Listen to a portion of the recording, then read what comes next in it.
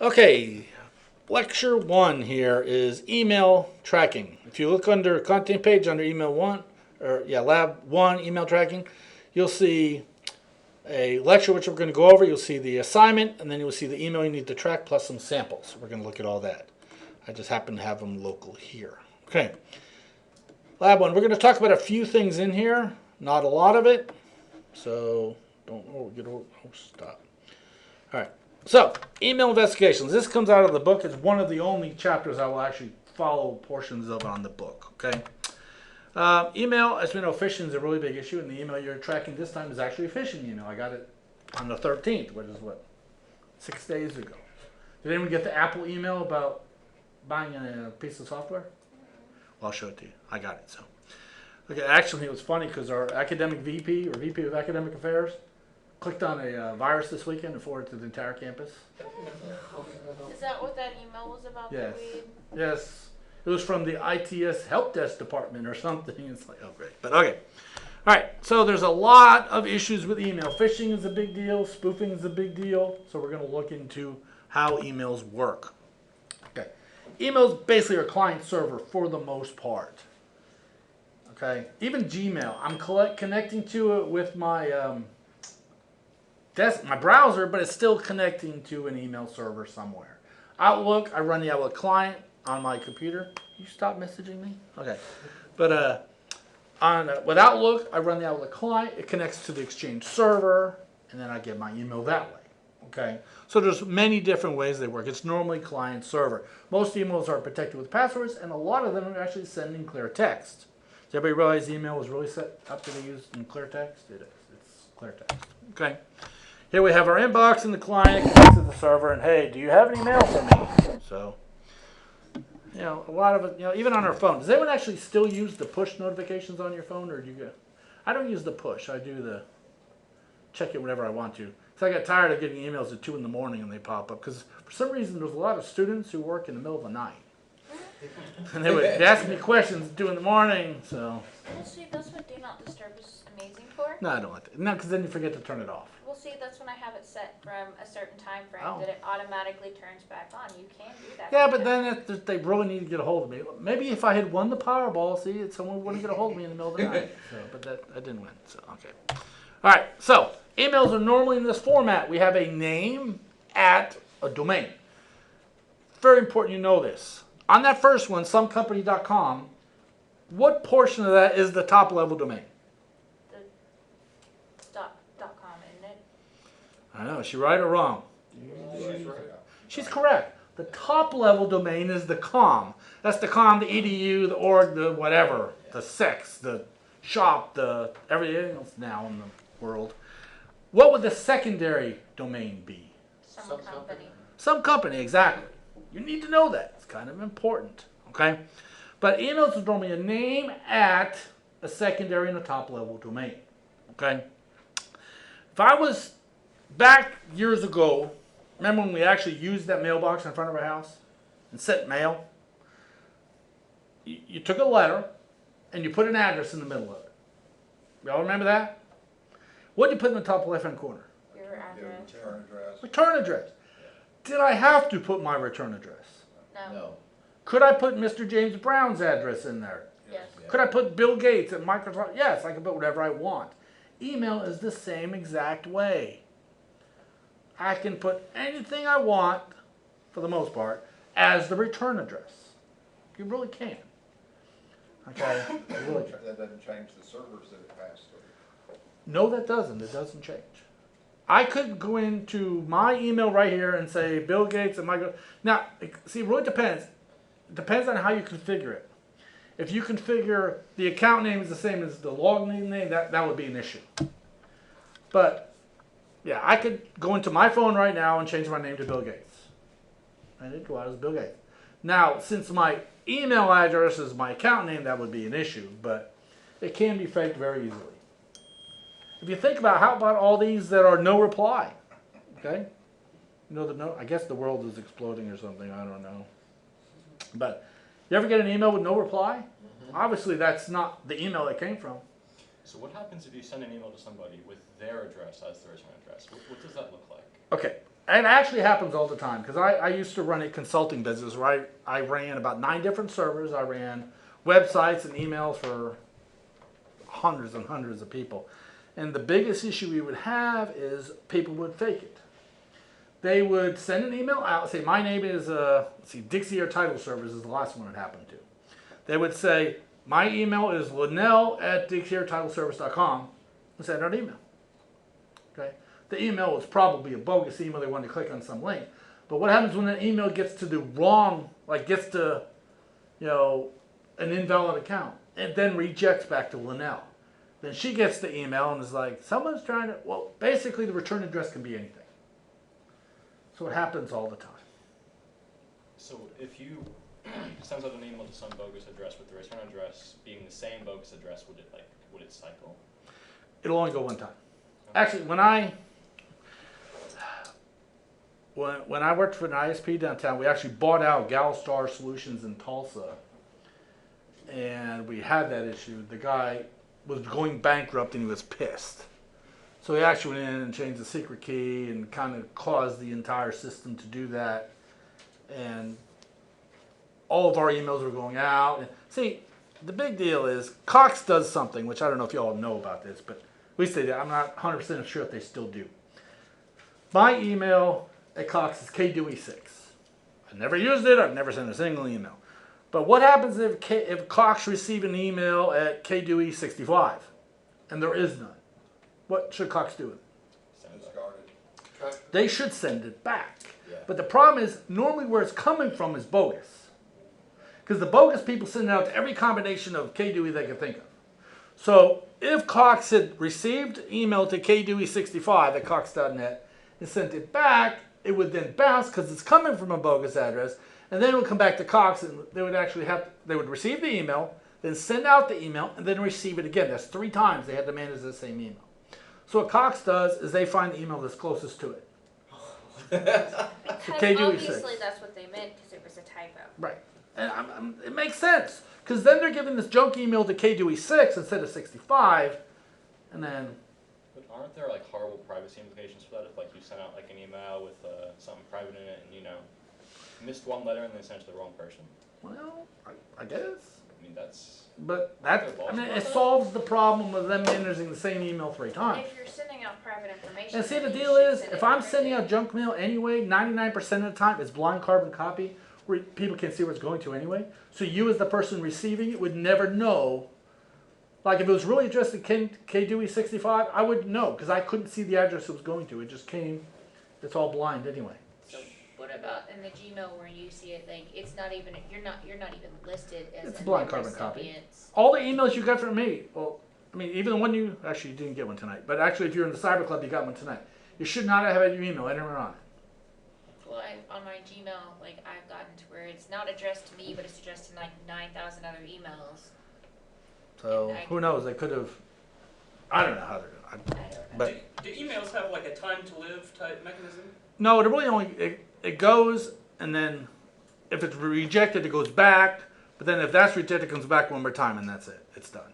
So no, it's not like a TTL of 128 or something. But like I said, I ran my domain, my ISP I did a lot. I was actually doing PhD research in spam prevention back when I was doing that. But it's a nightmare. About 93 to 94% of email last time I checked is spam.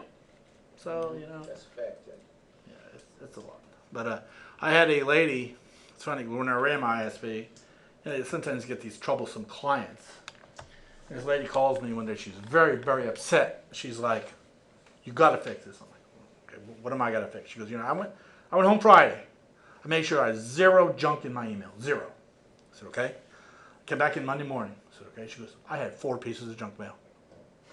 That's all? I go, "Okay." I said, "Ma'am, I've had like 400 this morning alone." I said, 4 is nothing. Okay. But the problem with spam is, okay, a lot of spam, do you know where most of it comes from? It comes from the RIPE network in Europe and the Asia Pacific network. That's where the majority of it comes from. Okay, majority of it. Okay, I had a client, Chapel Supply. They sold pressure washers and cleaning equipment, that kind of stuff. So if a lot of junk mail is coming from Asia, should I just block Asia? I can't because they sold pressure washers to Asia. So it's tough. You can't sit there and just say, you know what, the RIPE network sucks. Because maybe there is that one person in Russia who really wants to buy something rather than, some other crap. So it's tough managing that. But, there's other ways. There's whitelist, there's blacklist, there's gray listing. There's all kinds of different ways to do it. But, it's just tough. Okay? Way too much time on that one slide. Okay. All right. So the whole point of this email stuff is, first of all, find out who's behind it. Dixie Air Title Service, I told you about Linnell. She called me just the other day. Her domain is DIXIEAIRE.com, DixieAir.com. Okay?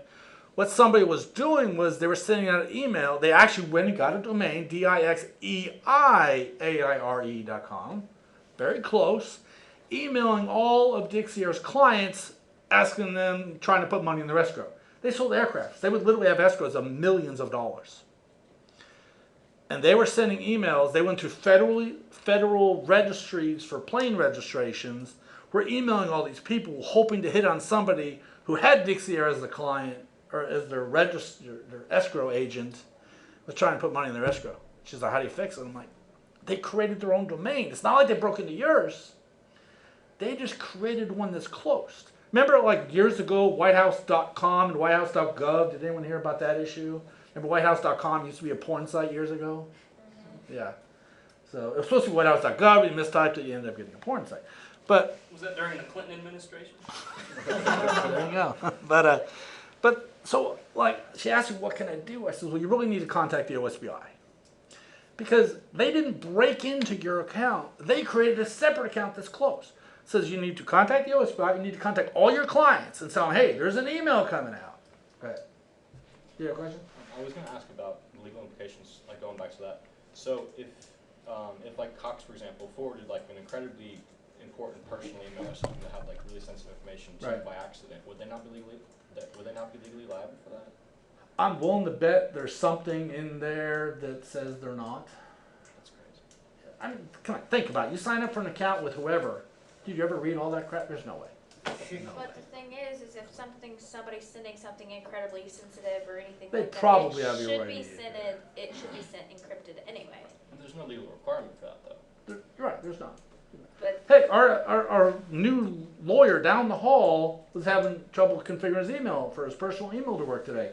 And I showed him all his law office email is 100% clear text. 100%. So, that is the way email was made. It's a clear text. Now, we have miming coding in SSL and stuff like that, but a lot of places don't use it.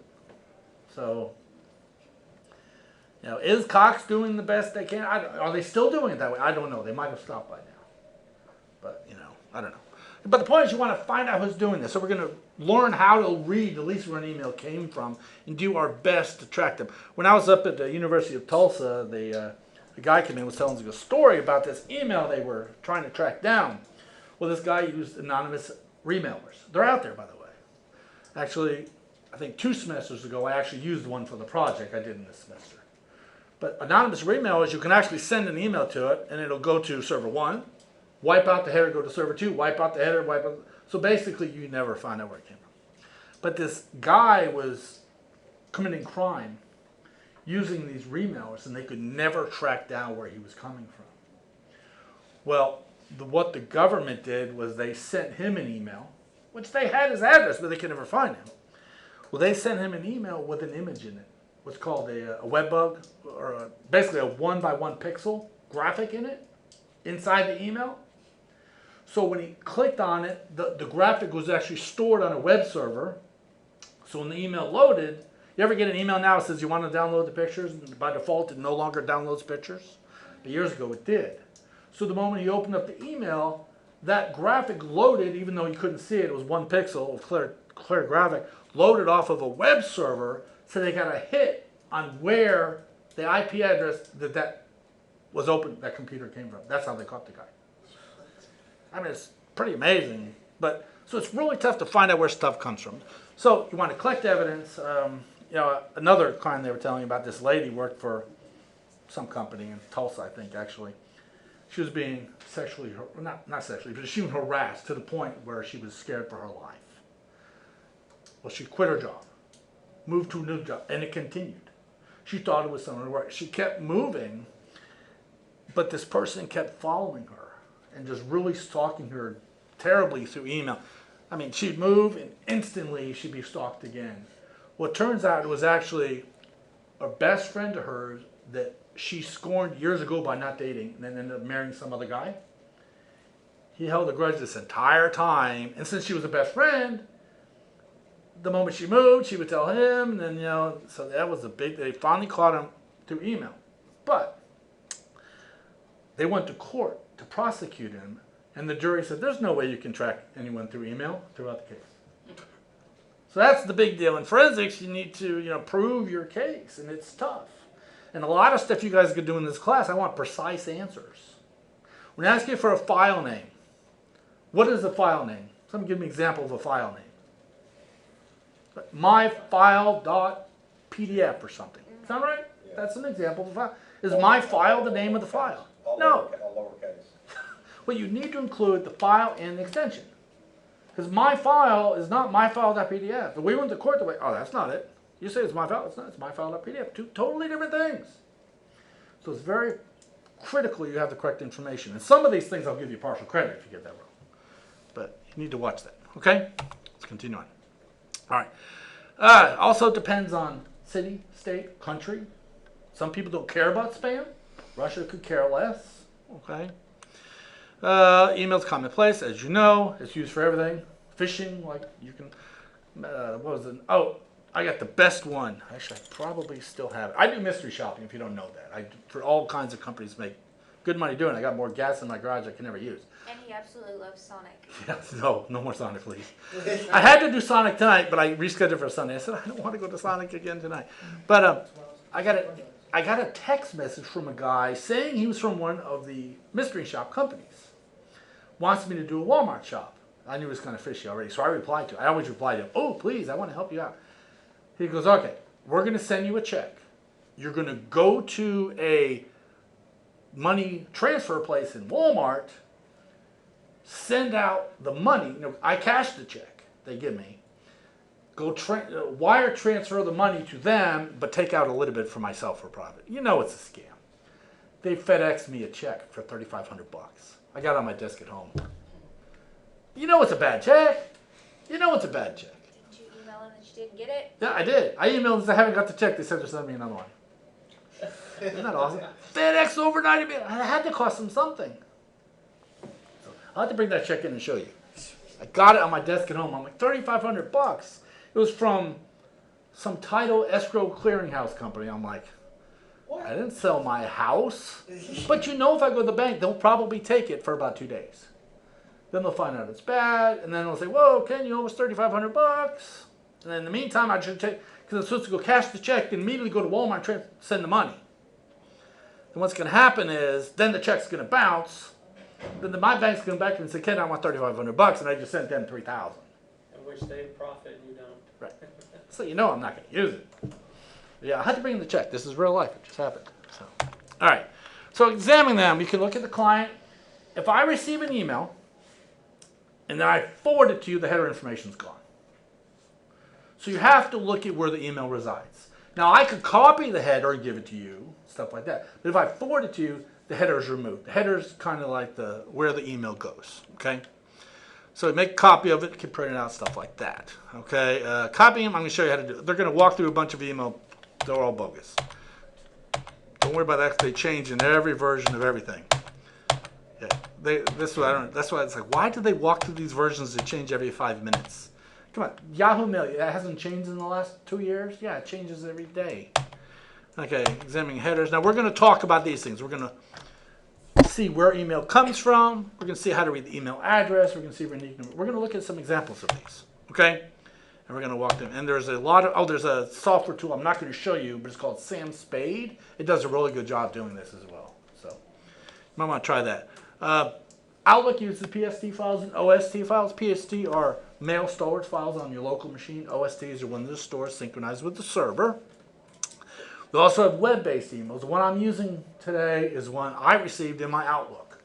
So I'm actually going to give you the MSG file, plus I also put it in text and PDF and HTML so you can see it all. Okay. Tracking them, Aaron.net is your friend. Let me show you what Aaron.net does. Okay. Aaron.net. ARIN.net. Okay.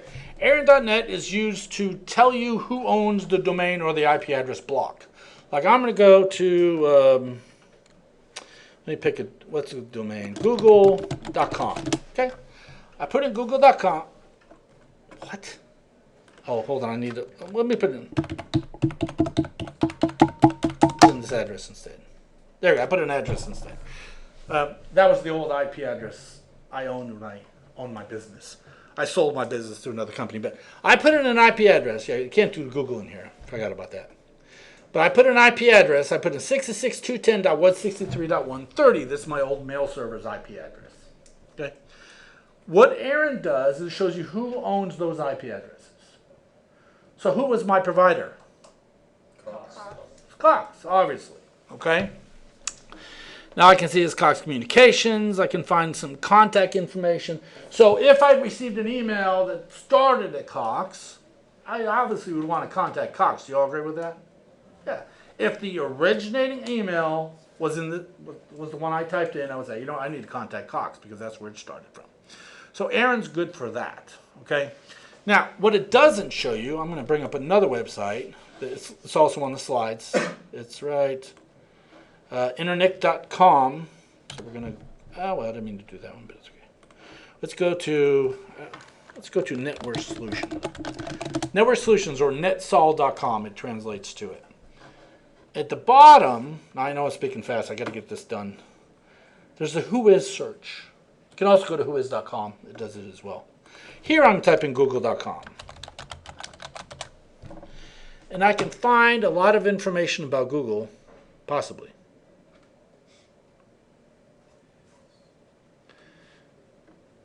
Come on, seriously? There it goes. Okay. What this shows me now is who actually, the name google.com, where is it registered, who's in charge, what their name servers are. See all those? There's all their name servers. And this one doesn't have the registrar information. A lot of time, actually, let me look in my old domain. Let me go,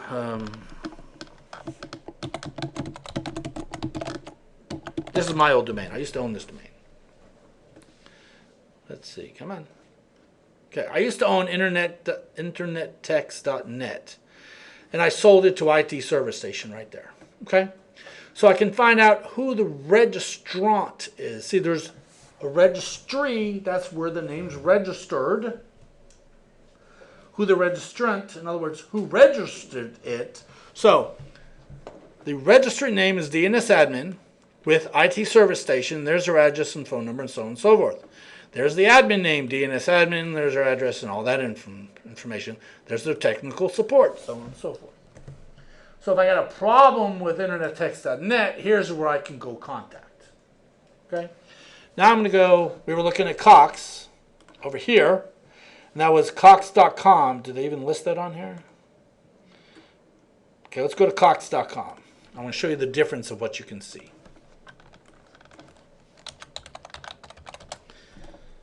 There's a lot of Whois databases. GoDaddy has one. Everybody has one. Okay, so Cox.com and Cox.net, obviously the same company. Okay, yeah, they're not telling me a lot of information about them. Okay, there's their Whois server where their domain listed at. Yeah, they're not telling me anything. Well, that sucks. Probably because they're a big, huge provider. But some show more than others. So Aaron is great. If you put an IP address, it tells you where that number is located at. When you search for the IP addresses in this project, you'll see some from the RIPE network. Where's RIPE at? Europe, exactly. The RIPE network's in Europe, mainly out of Amsterdam and the Netherlands area. It's funny, our old student email, stu.rose.edu, when we first got it, was hosted in Amsterdam. So it sucked, because all the student emails kept getting blocked by spam, because they're coming from Amsterdam. So it was like, why would we sign up for a service out of Amsterdam when that is like the #1 spam capital in the world? So it was terrible. Okay, but there's a bunch of websites out there. Okay, also search on Google. Okay, you don't necessarily really need it for this project, but Google is a great place. You know, a lot of people make fun of me. People actually complain that I tell people Google stuff. Okay, does anybody know what the default password is for Cali? Okay, what happens if you don't know that? What do you do? Google it. Google it. So many people get upset. They're like, I can't remember what the password is for Cali. Did you try Google? They really get upset. I literally had one of them go to another professor crying that I wouldn't help them. They forgot the password. I'm like, go to Google and type it in. It's right there. I mean, it's See, just... you've gone so far as to send people links of let me Google that for you. Yes, I have. It's not hard. I mean, come on. It's like that easy, okay? But you can find contact information in there. You can find all kinds of information in there. Okay, there's one other website I didn't show you, okay?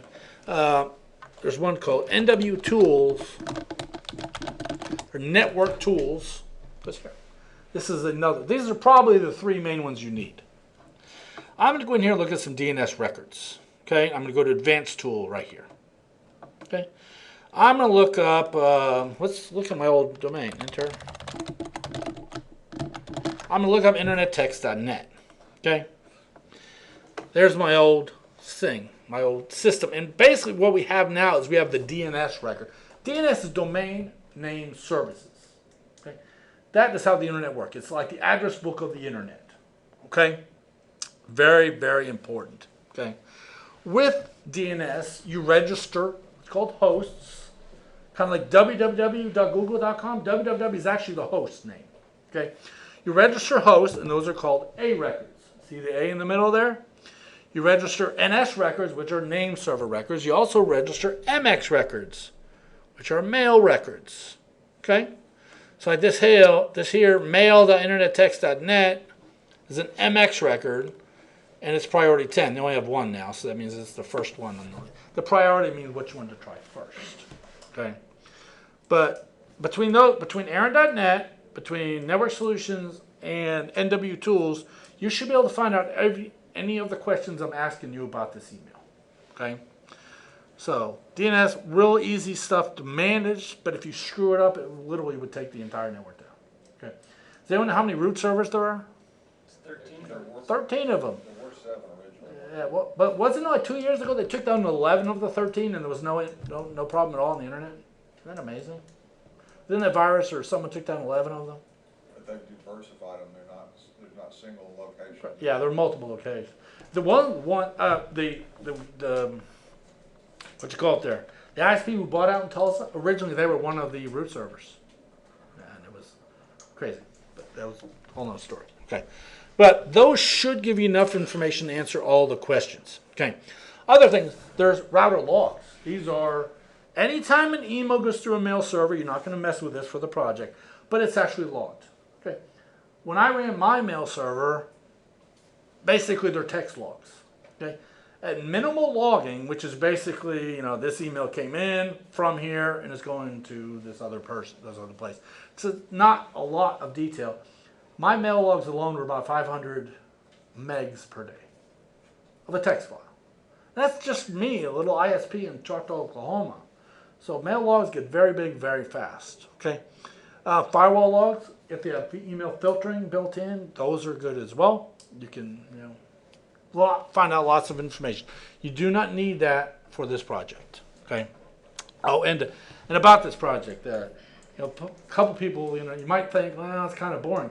But I had a student 2 semesters ago from OSU taking my forensics class, and it was funny because he calls me like 3 weeks after we do this project. He goes, "You will never believe this. I just applied for a job. They asked me one question: do you know how to track an email?" And he goes, "A matter of fact, I do." And Brandon Gundy actually did the same thing in his work, but he used it. Brandon works some financial company downtown. They were blacklisted. What blacklisted means is you can't use. If someone blacklists you, your domain doesn't register and can't send email, and it just sucks. But they were blacklisted for sending out spam, and they couldn't figure out where it was coming from. Well, it turns out what it was a contractor that would come in with his laptop, plug in his laptop into their network to do his work while he was there, send out, didn't realize it was infected with a virus, sending out all this spam on their network. Then he'd turn on his laptop and plug it in and take it home with him, so he could never track it down. So he was actually able to get a copy of the email, was able to track it down to the exact IP address it came from. With the DNS logs, find out the DNS address, the DHCP address was issued to a specific laptop name, which he tracked down to the contractor, which they were able to clean the virus. So just being able to read an email header really saved them. So pretty cool stuff. Okay. All right. There's just an example of some logs. Okay. We're not, again, you don't need to go through those. Okay. They just go through a whole bunch of examples. I think that's pretty much all they do for the rest of this is just examples of stuff. Then they go through after, yeah, we're not going through those. All right. Now let's look at a couple examples here. I have a couple example emails. Actually, let me think. I think I got one in the mail. Let me open my mail up real quick.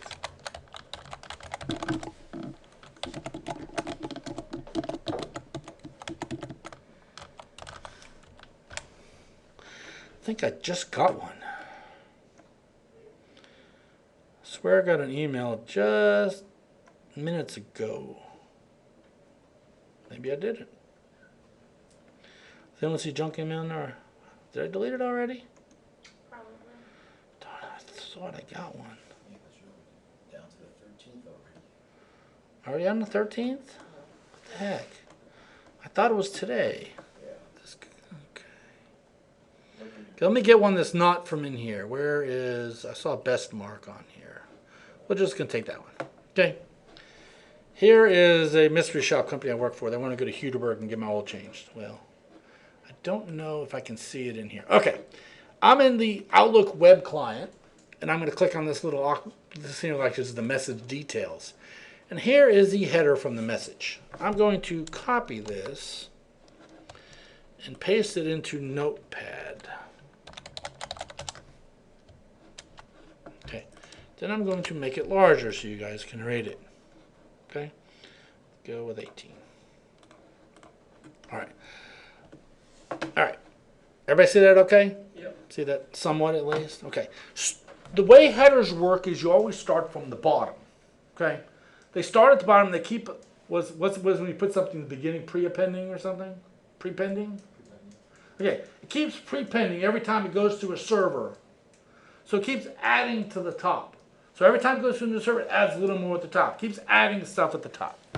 So we're starting from the bottom. We see this email came from this IP address. So it's received from this address by this joint. Okay.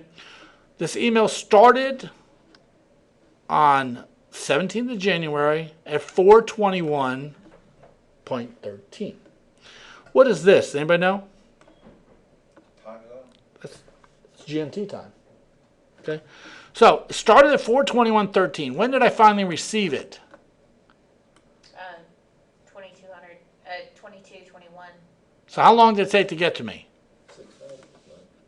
That's Central Standard Time, so it's on different time zones. So 4:21.13. I received it at 21:21.14. But you got, if that's Greenwich Mean Time up there from the other one's all zeros, and that's 0600, so How long did it take? 6 hours.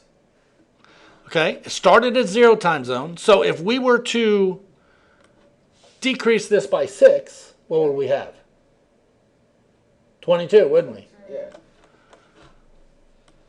So obviously we received it in the same hour it was sent. Y'all see that? Yeah. So it was sent at 21 minutes and 13 seconds. We received it at 21 minutes and 14 seconds. To get it. Oh, okay. 1 second to get there. Oh. Critically understand that. A lot of people missed that last semester. Okay. You have Greenwich Mean Time, which is Greenwich. It's at 0. 0. We go negative this way toward the west. We go positive toward the east. Okay, got it. Okay? Go on Google, type in time zones. There's pictures and everything. So, you'll see I received it at -6. That's Central Time during Daylight Savings Time. So, either during or whatever. It's one of them. But we're -6. Yeah. So, look at the minutes and the seconds. Okay? So you subtracted the 600 out there, the 0600 Right. time. Since I know this is a GMT time, this one just happens to be showing me a GMT time. And since this one says -6, obviously it's 6 hours earlier, so I subtracted 6 from this. Got it. 4 in the morning, go back 6 hours, we're 10 o'clock the night before. 10 o'clock the night before is this one, right So you there. can kind of tell what time zone area, or what area it came from then. Right. Yeah. And if you actually look down here, you can. They actually have it. Yeah, they did. No, it couldn't come from that one. But let's continue on. Okay, so we got that for the moment. Let's continue on going up. Okay. I'm not worried about this abuse. You can add a lot of stuff to email. Like you can add the no reply. You can add abuse. You can add a lot of other components that different mail clients will do different things with. Okay. We also have a message ID. Very critical right here. This is kind of the signature of the email. Okay. No, it's not a question on the assignment. But if that, that's kind of the way to track it. It's the specific signature for this specific email. Nobody else will have that. Okay. So let's continue up. So it was received from this address. So who is this? So I'm going to copy this. I'm going to go over here to aaron.net. Where is, close this one. There it is. Aaron.net. I'm going to put that address in here. Okay. This came, where is this place at? This is actually in Washington. Okay. So it came from Vancouver, Washington. Okay. So obviously this would be somebody I wanted to do something with, because at least, now, does it mean it was sent by this company? No, that's just who it's registered to. Well, who the IP is registered to. Right. That's actually the provider of the person. Because remember, my company was registered, Cox was my provider. So, but still, would that be important to know? Yeah, we still, that's still a link in the chain. We know the email started on a number that they manage. So if nothing else, we could contact them and say, hey, this IP address that you manage, send me this email. And they could, see, it happens here all the time. They will, if someone's sending out junk from Rostate, what happens is they will contact OneNet, which is our provider. Then OneNet would say, oh, that IP address is assigned to Rostate. And then they would contact John Primo. See, a prime example was a few years ago, I was teaching for a CSEC up in Colorado. I had a bunch of teachers from all over different states teaching. And I was showing them NMAP. What I did was I had each of the teachers scan their homeschool network externally. So in other words, I scanned rose.edu and Pedro scanned Cameron.edu and Lawton. Each of the students scanned externally, but they scanned it from the vSphere system. Okay, it was funny. The next week we got a call. Cameron saw someone scanning their network, tracked the email of the IP address that was scanning them through Aaron to OneNet. OneNet said, yep, that's our IP address. It's assigned to Rostate. Rostate, they gave it to John Primo. John Primo then saw the IP address was one that I managed, and he jumped all over me. I'm like, first of all, it was an external scan on public ports. It wasn't in depth. He's like, well, I said, oh, by the way, John, I scanned Rostate. You didn't even call me. Never heard another word. So he didn't even know I scanned Rostate. I'm literally was scanning 80, 20, 21, 443, 80. That was all. Nothing malicious at all. Shouldn't it have at least acknowledged, they acknowledge that, hey, this was scanned? Well, he should have known that, but he didn't even know. See that. Thousands of scans. Right, there's tons going on all the time. When I ran my ISP, literally, it was funny because there was a virus called the NIMDA virus years ago. It's funny, I was actually reconfiguring my firewall one day, and if you know anything about the older ways with an ACL, you actually had to remove the old ACL and put on the new one. Well, I had it pretty quick. It was literally, I had a script already set to no ACL 101, basically removed it, and then it added again. But there was a split second with no protection. It was funny because all my servers, all the virus scanners went off from the NIMDA virus. Someone just happened to be scanning me, or trying to affect me that very second. It was kind of funny. But okay, so at least now I know the provider of that email address. Okay. All right, it was received by this guy. Who the heck is mandrillapp.com? So I can go in here and say, now I'm going to go over here to these guys, and I'm going to find out this guy, this company here, mandrillapp.com. A lot of places outsource mailing lists. So I don't know who this is. Still don't know who it is. They always go through third parties. They usually do. Who is Gandhi? Yeah, so I don't even know who this is. This probably could have been, someone out of the country. I don't know. But at least we got a little, the registrar is Gandhi SAS. Then we could do more look into there, but I don't want to take forever on this. Their server looks like it's from Okay. the UK. Okay, and this happened at 4:21 and 13 seconds, so basically the same time it was sent. Okay, so it came from this IP address. It was received by this guy's. So this IP sent it to these people. Do y'all see that? Okay, here's the subject line. Here's the from. Again, that can say anything. The from address could literally say Bill Gates at Microsoft.com. It doesn't matter. Okay. All right. And then we have his signatures. Here's the next one. Okay. Then it's received from here. Whoa, what the heck is that? Does anyone know what 127.0.0.1 is? It's a loopback. So what this probably is probably a mailing list generating piece of software that's transferring it to an SMTP service internal to their network or on the same machine. It probably is. Okay, so it comes from there. See, there's that Mandrill See, there's that Mandrill again. See that? So this is most likely a piece of software that's generating the mailing list, sending it to a program on the same machine, since it's 127.0.0.1, that's going to be sending this thing out. Is that your user ID? HJCBBA1 No, it's not saucer? me. Nope, this is mine right here. Okay. So then, this, so it was received from this guy by this guy. Okay. Then, wow, there's a lot of junk in this one. Now let's move up to the next one. Here's the next one. So you see this mail 135 right here? See, it was received by this address. So that becomes the next from address. See, there's that mail 135 again. So then it went from mail 135, but now we have an external address. So if I was to take this external address over here to Aaron.net, well, I did not realize this is going to get this complicated. I was hoping for something easy. Okay. Okay, and is it the same one? Okay, Rocket Science Group, LLC in Atlanta, Georgia.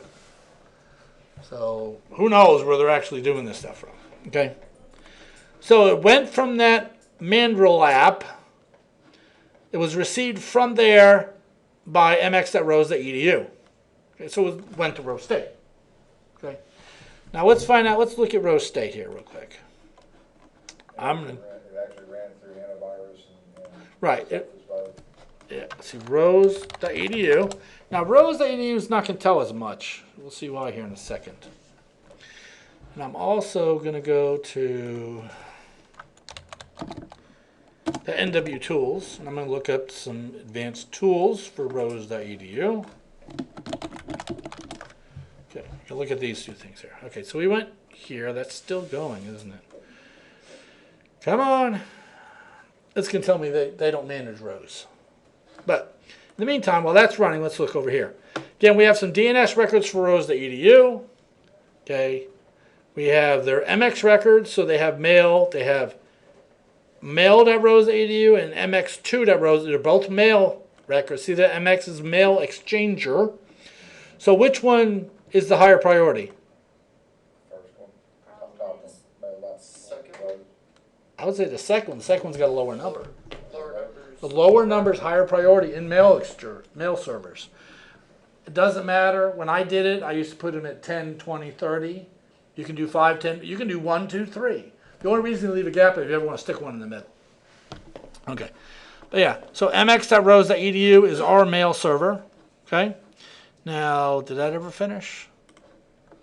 No, it was on this one. Okay. Rose.edu. Okay. Did you renew it? It's not. No. Okay. So let's go over here. EduCause. I don't know the exact domain. EduCause is where you can find information about educational institutions. And there's a who is on this page. Anybody see it?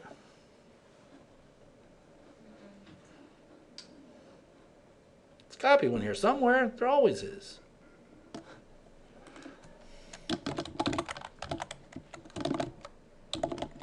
CIT.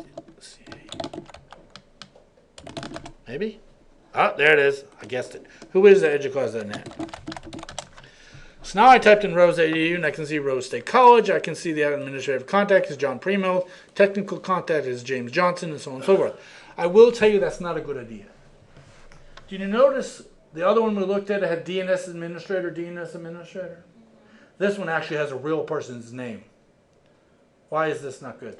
It's not registered privately. I can go out and use it in forums on, once I know the email server that they're using, I go look on the forums for that email using that name and look for that account and see what problems they have, find out what version they're on. Right. We can find a lot more now that we know names. We can find out the just if you have something like DNS administrator, you're kind of hidden a little bit better. Okay. Plus, what if John Primo leaves tomorrow? Okay, who's going to remember to change this darn thing? Nobody. So it's going to be wrong for years. IT services. Yeah, sure. Do you know if they're doing away with private registration, private domain registration? No, they shouldn't. I thought there was, I read something just fairly recently about some sort of new law or something. No, they shouldn't be. They're trying. They're trying. Okay, I'm going to bring up another. We're running out of time here, so. Okay, now see this down here, ns1 and ns2.rose.edu. Yeah. See how it shows their address? What if it didn't show that? There's something called nslookup, ns1.rose.edu. Actually, this is a bad. Well, okay, so show. I did something called nslookup. I typed in, since we're name server looked up, and I put in the name I wanted to know. And you see it gave me the IP address. In other words, that is the exact IP address for that machine. Okay? Say I wanted to find nslookup www.google.com. There are 5 of them. You wonder why they got 5? Because they have 5 different locations. All that rolls over. Right. It's called round robin.